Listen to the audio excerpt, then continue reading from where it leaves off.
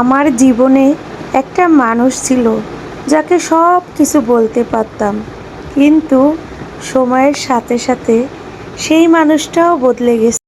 আমার মানুষটা না এখন আর আগের মতো নাই। এখন আমি তার কাছে বিরক্ত, আর সে অন্য কোথাও আসক্ত। আমি জোর করে কোনো কিছু পেতে চাই না, না কারোর সময়, না কারোর সঙ্গ, না কারোর মায়া, না কারোর ভালোবাসা। আসসালামু আলাইকুম, কেমন আছেন আপনারা সবাই? অনেক কিছু বলে ফেললাম না?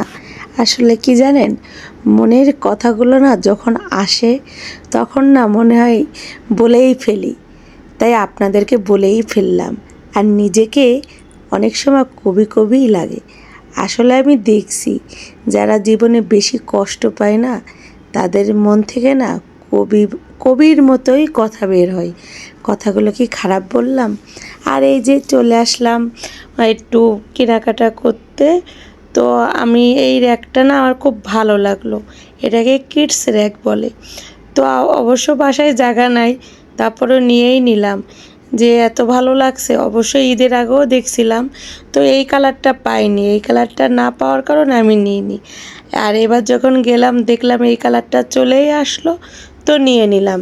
আর এই যে খুঁটিনাটি কিনতেছি বাচ্চাদের জন্য, পাইপ অনেক রকম পাইপ নিছি, কিন্তু সেগুলো শুধু ভেঙে যায়। তো আমি এগুলো দেখে আমার একটু আনকমন মনে হলো, তাই আমি চিন্তা করলাম যে বাচ্চাদের জন্য দেখি নিয়েই নিই। তো বাচ্চাদের জন্য আবার এইটা না। আর আমার সব থেকে বেশি খুঁটিনাটি জিনিসের পরে বেশি একটু আগ্রহ। আর এই যে কেনাকাটা শেষ করে এখন চলে যাচ্ছি বাসায়। তো দেখেন, রাতের ঢাকা শহর আপনাদেরকে একটু দেখাই। জ্যামজ্যাট মানে খুব কমই আছে, জ্যাম বলতে গেলেই নাই। তো খুব ভালো ভালো লাগে আমার কাছে, ফাঁকা রাস্তা। তো এখানে কিছুক্ষণ দাঁড়ালাম আপনার ভাইয়াকে নিয়ে, আর একটু মোবাইলটা বের করে শ্যুটটা করে নিলাম, যে আমার ভাই বোনদের একটু দেখাই। রাতের ঢাকা শহর আসলে খুব জ্যাম থাকে, তো এখন যেহেতু জ্যাম নাই, এই সুযোগে আপনাদেরকে একটু দেখিয়ে দিই। আর এই যে এখন আমি রিক্সা নিয়ে চলে আসতেছি বাসায়।